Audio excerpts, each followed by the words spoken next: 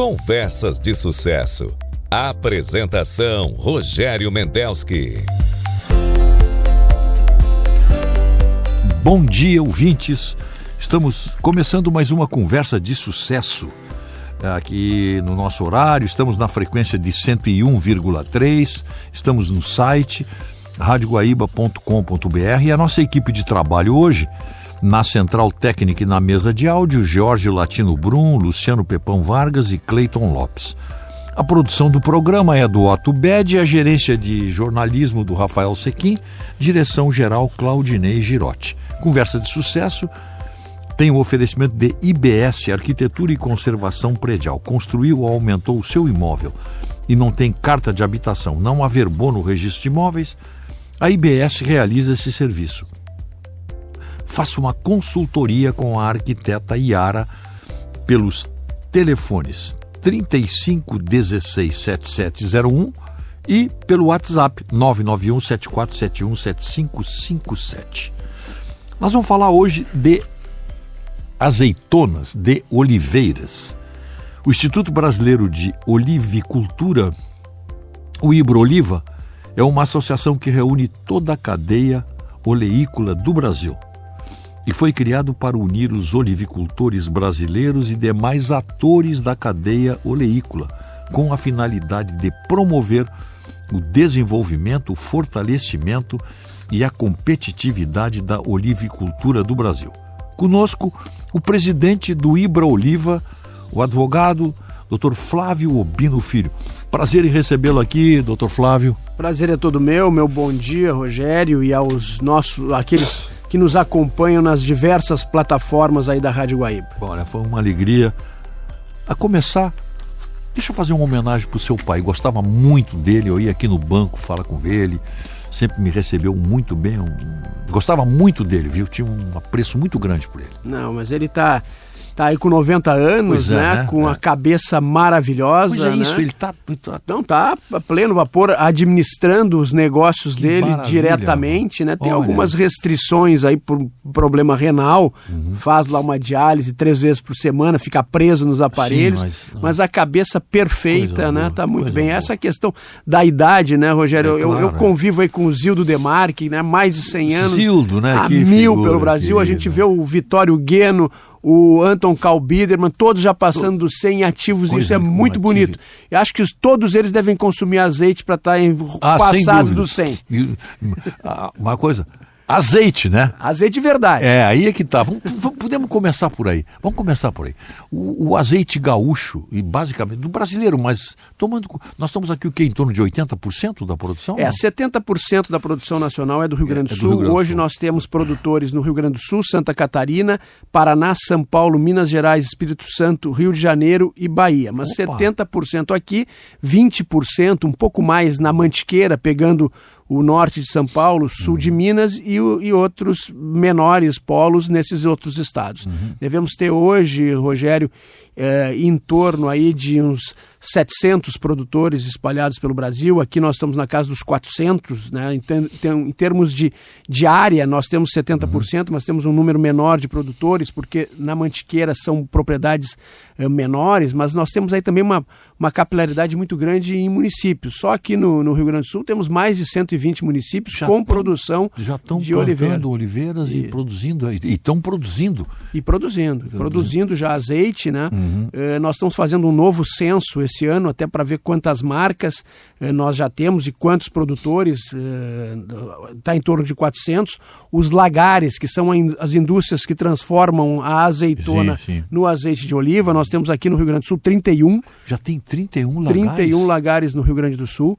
A área plantada crescendo e nós estamos vindo de uma super safra aqui no Brasil, não só no Rio Grande do Sul, uma super safra no Brasil, e vínhamos de 2 safras frustrantes. Então nós estamos num momento de empolgação. Mas esse é o grande desafio da olivicultura brasileira, é termos uma estabilidade produtiva, né? Não pode ser essa montanha-russa de um ano tem azeite, outro ano não tem azeite. A gente tem o melhor azeite em média do mundo, e hoje eu não minto quando eu falo isso, porque nós fizemos uma opção aqui no Brasil pela qualidade e não pela quantidade. Então nós temos os lagares, as fábricas mais modernas do mundo, e o cuidado do produtor no processamento, desde a cultura, desde a colheita até a transformação em azeite, é muito grande. As nossas azeitonas são colhidas verdes. Então a gente tem uma queda de rendimento que pode ser até de 100%. Pode ser a metade do que poderia ser transformado em azeite se colhida mais madura. Nós pegamos, a nossa colheita é manual, basicamente manual. A azeitona que caiu no chão é descartada. Diferente de outras opções, que é a espanhola, a opção argentina, chilena, que é de intensivo e sem a preocupação com a qualidade, mas eles têm muita quantidade. Então essa é uma opção que nós fizemos. Por isso eu sempre digo, premiação de azeite brasileiro é uma commodity. Eu não conheço azeite brasileiro que entre num concurso internacional e não ganhe uma medalha. E começa aí a seleção, a qualidade começa aí na colheita da azeitona mais verde do que a mais madura? Não tenha dúvida. Começa nisso, começa no tempo de processamento. Ou seja, nós colhemos e em média ali em 12 horas já se transformou em azeite. Existem polos de produção de azeite sem preocupação com a qualidade, que chega a ficar a azeitona 1 dia e meio, 2 dias e depois é transformada em azeite. Aqui nós temos, essa foi uma opção necessária, não é porque nós queremos ser os melhores do mundo, é porque não temos quantidade e só podemos competir pela qualidade. Aí no início da nossa conversa era sobre essa questão de qualidade. Exatamente. Isso é uma necessidade de ajuste do mercado brasileiro que nós precisamos fazer. A grande maioria dos azeites importados que chegam no Brasil, eles são vendidos nos supermercados como extra virgem, mas eles não são extra virgem, eles são virgens. E o nosso azeite, na sua grande maioria, o produzido no Brasil, é extra virgem. São processos de colheita e produção completamente diferentes que dão azeites completamente diferentes e azeites com qualidades diferentes. O que a gente não pode admitir é que o azeite com defeito, que é o azeite virgem, né, seja vendido como extra virgem. Não só por enganar o público consumidor, porque também tem uma competição desleal. Eu chego numa prateleira de supermercado, vejo lá um azeite espanhol a R$25, os 250 ml, e vejo um brasileiro a R$75, e dos dois está escrito ali, extra virgem. Claro. O consumidor diz, esses brasileiros aí faz 20 anos que começaram a produzir, os outros há 1000 anos tem azeite tem lá, dúvida, por que eu vou escolher o de 75 e não de 25? Isso aqui são azeites completamente diferentes o que estão ali dentro. E essa semana veio a público, né, um laudo oficial feito pelo Ministério da Agricultura num processo judicial. Né? Não foi por rotina do Ministério da Agricultura, porque o Ministério da Agricultura foca muito no controle das misturas de azeite e não foca nesse que, em tese, não tem um problema maior para a saúde humana. Mas, por ser um problema de consumo, o Ministério Público Federal, em São Paulo, ingressou com uma ação contra a Anvisa e contra o Ministério da Agricultura sob a suspeita, e que nós já denunciávamos há bastante tempo, de que esses azeites de supermercados vendidos como extra virgem não seriam extra virgem, seriam virgem. E aí houve uma determinação judicial para que o Ministério da Agricultura fizesse a análise aí, isso é muito importante, Rogério. Até 3 anos atrás, nós não tínhamos no Brasil análise sensorial. Então só tinha análise química. E pela normatização, para classificar um azeite, eu tenho que fazer análise química, ele tem que seguir alguns parâmetros lá. O mais fácil da gente entender é a acidez. Né?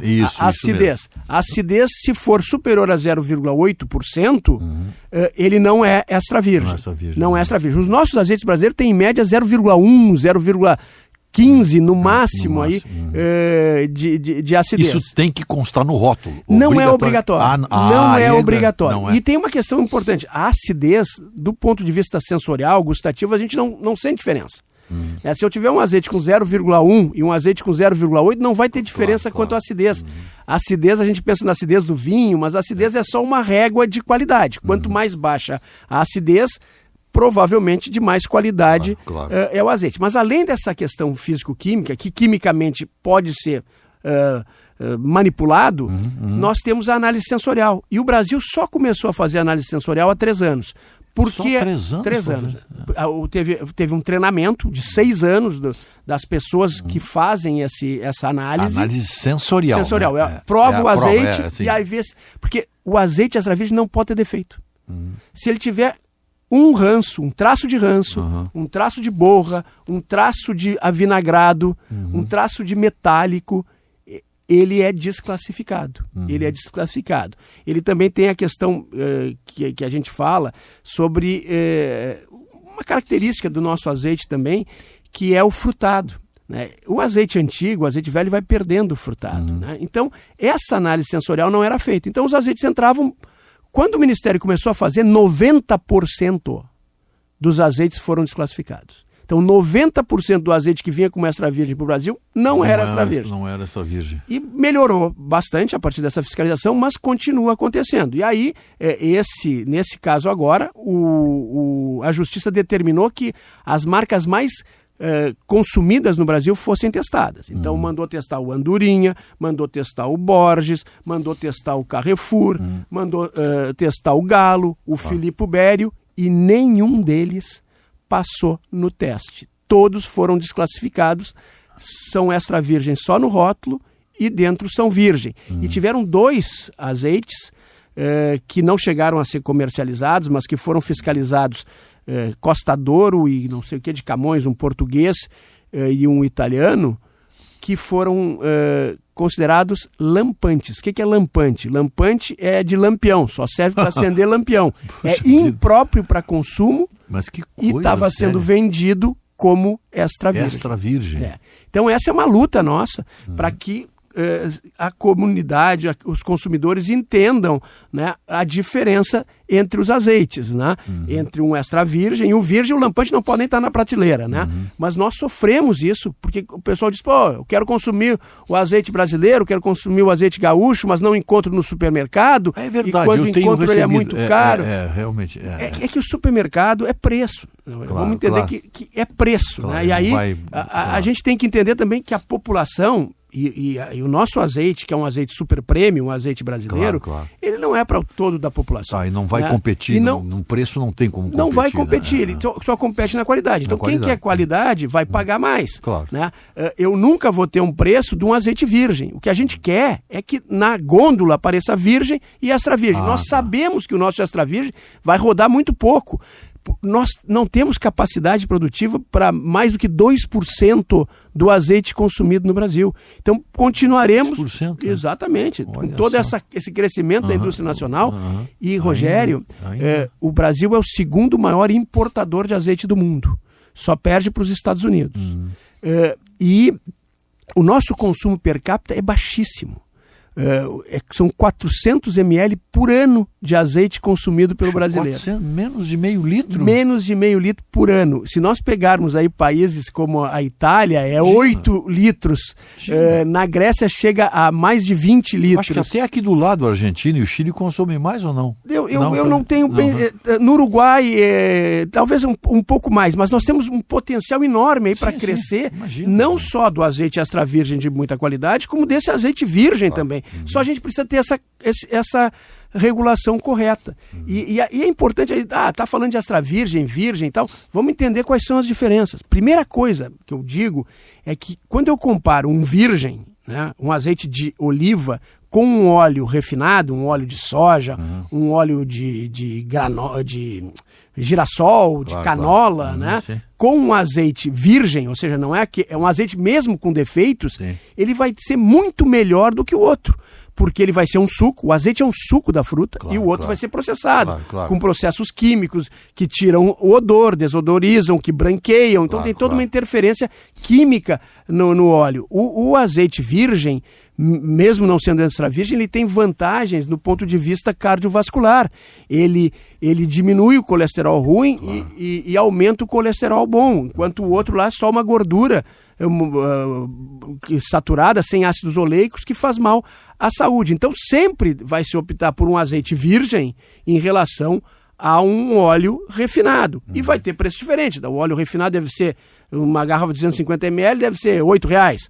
Esse outro azeite virgem, R$30, R$25, né? Mas aí é aquilo, eu quero um produto saudável, eu vou procurar. Mas aí quando eu comparo o virgem com o extra virgem, além dessas diferenças que nós falamos sensoriais, na análise físico-químico, tem as questões das propriedades.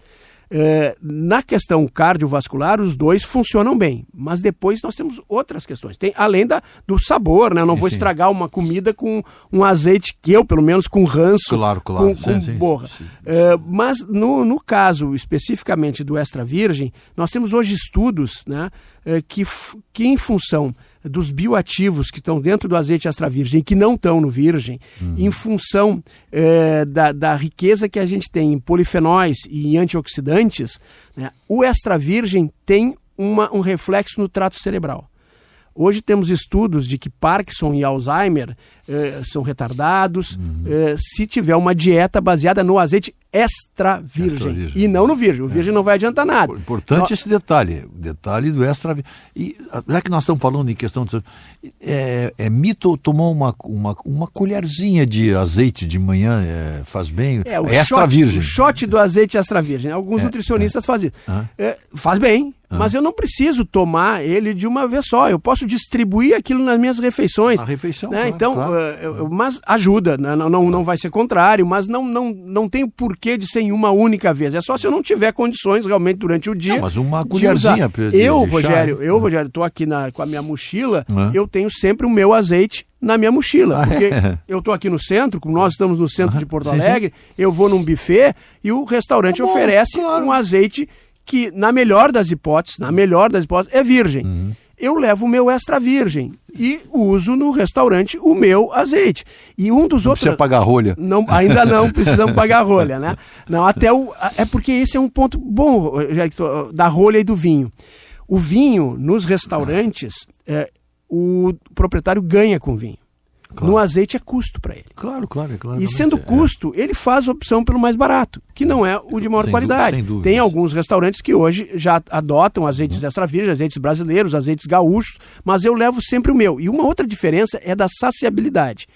Eu sei isso porque eu sou quase um hamster aqui de laboratório. Sim. Às vezes eu esqueço o meu azeite. E aí eu vou aqui num buffet, no centro, e eu sempre como uma salada antes de comer a proteína ou o carboidrato. E aí eu como a minha salada, e como eu não levei o meu azeite, eu não coloco azeite, só coloco um sal. Eu como muito mais depois a proteína e o carboidrato. Porque, e se eu tivesse colocado um azeite lá do balcão, eu também comeria muito mais. Porque ele não tem a propriedade do extra virgem, e aí é só o extra virgem, de saciar o corpo. Então, quando eu tô com o meu, eu coloco primeiro na salada e depois eu como muito menos. Por quê? Porque ele tem essa função. Eu costumo dizer que ele é uma caneta natural. Hoje está tão na moda as canetas, né? Para administrar a saciedade, ele administra. E na questão intestinal também, no todo o trato intestinal, o extra virgem tem uma função que o virgem não tem, e a questão anti-inflamatória. Aí então é básica que o extra virgem. Então, por isso a gente diz, olha, eu estou comprando o extra virgem para fazer uma dieta do Mediterrâneo, para minhas questões de saúde, pensando nos polifenóis, pensando nos antioxidantes, e eu não encontro isso no virgem. Só encontro no extra virgem e por isso os preços são diferentes. Tá. Então, essa questão que nós estamos falando aqui do mercado, a produção é muito pequena ainda para atender essa demanda, digamos, de uma compra de uma grande rede. Vamos pegar o Zafari, por exemplo, né? uma grande rede. A demanda ainda não consegue... Na verdade, nós não temos e nunca vamos conseguir abastecer o mercado brasileiro de azeite. Mesmo que a gente faça alguns produtores façam opção de quantidade, não se preocuparem, nós não vamos. Olha, nós temos uma área enorme aqui no Brasil, mas nós já somos um pouco heróis de produzir azeitonas no hemisfério sul, porque ela é do Mediterrâneo. Aqui nós temos tudo que a oliveira não gosta. Umidade. Temos fungos que não tem no Mediterrâneo, então o custo é muito maior. O solo é fértil, a azeitona, a oliveira está acostumada a guerrear para sobreviver. Aqui ela vive muito, a gente tem que fazer correções.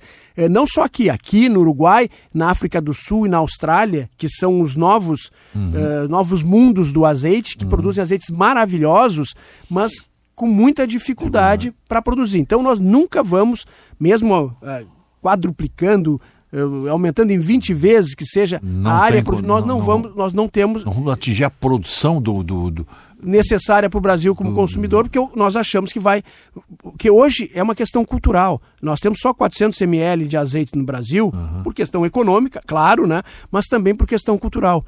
E eu sempre digo, é um caminho sem volta. Quem prova o azeite de verdade, o extra virgem, não consegue mais trabalhar com virgem. E quem prova o virgem não consegue mais trabalhar com óleo refinado. É óleo comum aí, né? Não tem você temperar uma salada de tomate, alface, enfim, uma salada verde aí, com óleo, o óleo de soja e o azeite, você vai notar no momento que ela entra no teu sistema gustativo aí. Você acaba nota, com a salada, botar um azeite refinado, um óleo refinado. Óleo. Aí a gente tem essa questão de consumir. Eu mesmo, se eu coloco um virgem em qualquer comida minha, eu estrago. Para mim, para o meu paladar, eu estrago a comida.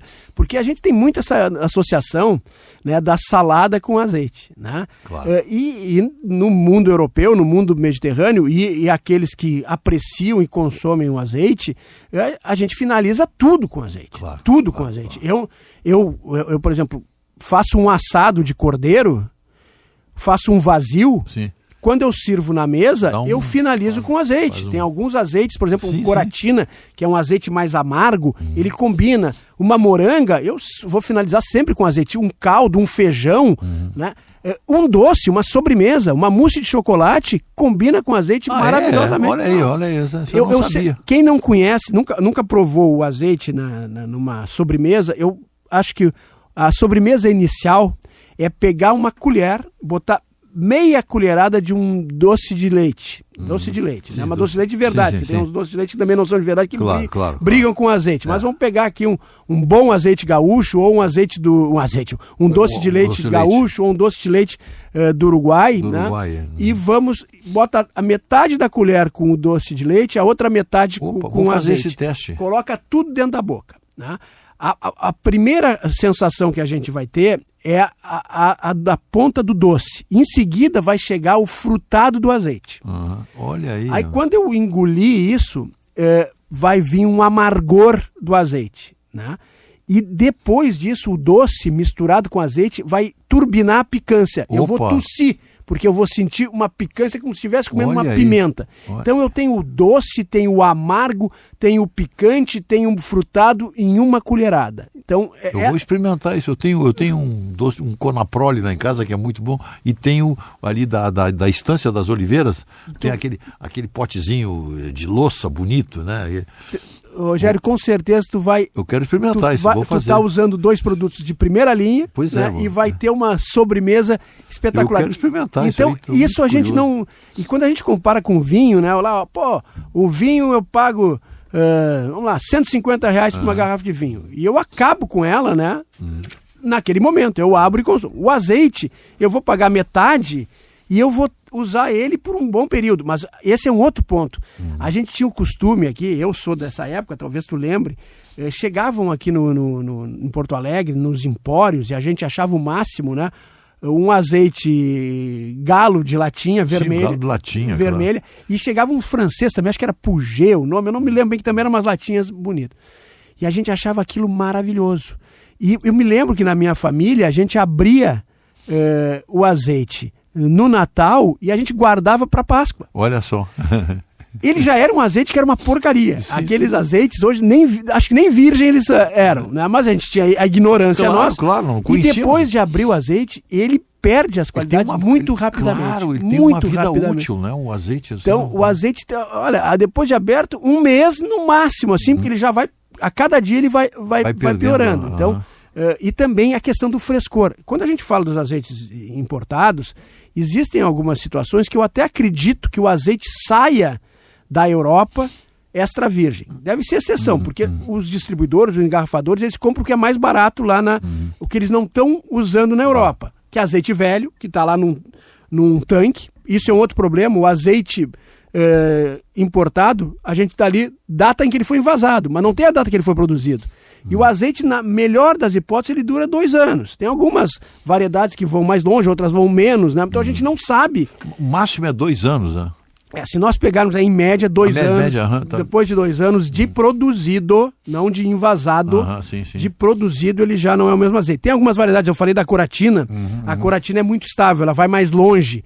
Tanto que na Itália, a coratina é uma ressuscitadora de azeites. O azeite está ruim, está envelhecido, eles pegam a coratina, misturam no azeite e o azeite ressuscita. Eles chamam lá na Itália disso, porque ele é muito estável. Tem, por exemplo, a arbequina, que é uma que caiu no gosto até do brasileiro, porque ela é mais suave, ela dura bem menos, ela dura uns 18 meses.